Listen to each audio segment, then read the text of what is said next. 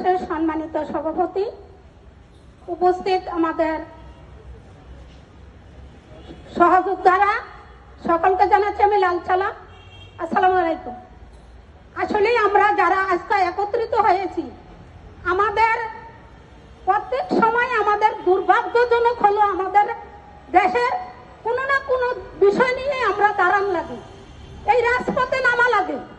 আজকে এই রাজপথে নামার উদ্দেশ্য আমাদের এই ছিন্নমূলের মানুষকে, এই নির্যাতিত বৈষম্য মুক্তিযুদ্ধের করেছিল, এই দেশ স্বাধীন করেছিল সব মানুষের মুক্ত থাকার জন্য।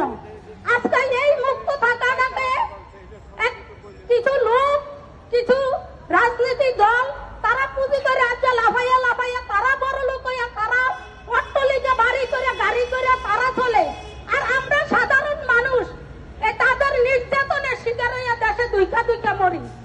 তাই আমি মনে করি আজকে যেই 21-24